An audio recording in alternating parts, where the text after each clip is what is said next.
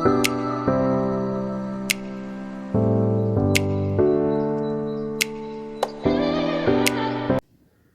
do we hear? That is, the shape of the outer ear is like a funnel. When sound enters it, it travels down a canal at the end of which a stretched membrane is stretched tightly. A thin membrane is stretched tightly. It is called as the eardrum. To understand the function of eardrum, what is the function of eardrum? Let me explain this by explaining an activity by constructing a tin can model of the eardrum. Take a plastic tin can, cut open both its ends, then stretch a rubber balloon that is tightly at one end of the tin can and fasten it with a rubber band. The other end is kept open. Okay. Then take 4 or 5 grains of any cereals and place on the rubber sheet or rubber balloon. Then ask your friend to speak something from the open end of this plastic can. We can see that when we speak something or when your friend speaks something, we can see that these grains will be jumping up and down. So our eardrum is also like this stretched rubber balloon. That is, when sound falls on it, our eardrum also vibrates. Dear children, let us understand the mechanism of hearing. That is, how do we hear? Our ear consists of 3 parts. The outer ear, middle ear and inner ear. The outer ear is called pinna. It collects the sound waves and the sound waves passes down through the ear canal and reaches the thin membrane called as the eardrum. The eardrum then starts vibrating and the vibrations are then amplified by the 3 bones present in the middle ear. These bones are hammer, anvil and stirrup. The middle ear then transmits the sound waves to the inner ear. In the inner ear, the sound waves are converted to electrical signals by the cochlea present in the inner ear. Then the sound waves are then transmitted to the brain, that is through the auditory nerves.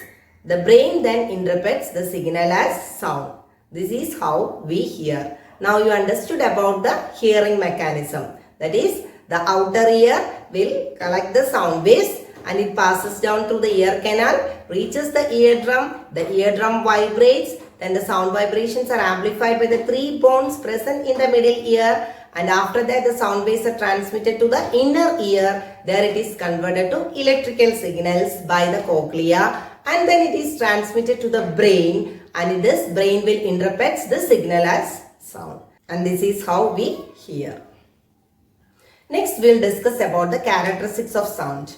Dear children, you had already learned in the previous classes, that is the to and fro motion of an object is what is called as vibration or oscillation, and this motion is called as vibratory motion or oscillatory motion.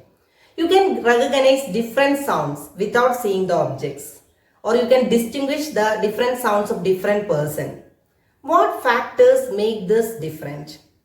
Amplitude and frequency are the 2 important properties of sound. First, we will learn about frequency. What is frequency? The number of oscillations or vibrations in 1 second is called as frequency, and it is denoted by the letter nu. Nu is the frequency, and the unit of frequency is called as hertz, denoted by the letter Hz. If frequency of 1 hertz means 1 oscillation in 1 second. So, what will be the frequency if the object oscillates 20 times in 1 second? The frequency is 20 hertz. Next, we will study about amplitude. What is amplitude? Amplitude means the maximum displacement of a vibrating body from its mean position. Loudness of the sound depends upon the amplitude. We will explain this by an activity. Take a metallic glass tumbler and a tablespoon. Pour water into the tumbler and strike the rim of the tumbler with a spoon and hear the sound produced. Strike it harder. We can see that the loudest sound is produced when the glass is struck the hardest. Now, suspend a thermocol ball at the rim of the tumbler. Then strike the rim of the tumbler with a spoon and see how far the thermocol ball is displaced.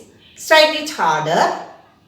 We can see that the glass vibrates with more amplitude when it is struck harder. And the difference in loudness of sound is due to the difference in the amplitude of waves it produces.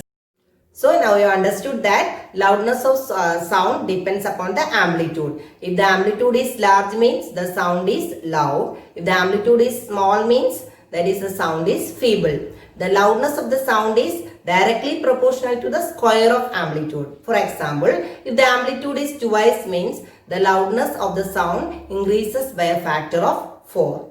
Loudness of sound is expressed by a unit called as decibel, that is dB. Loudness means is the measure of the sound reaching our ears. See the following table, that is the sounds of various sources, sound reaching or the loudness of sound from various sources. That is the normal breathing 10 decibel, normal conversation 60 decibel, traffic 70 decibel, and average factory 80 decibel of sound it produces. Above 80 decibel, the sound becomes physically painful for our ears.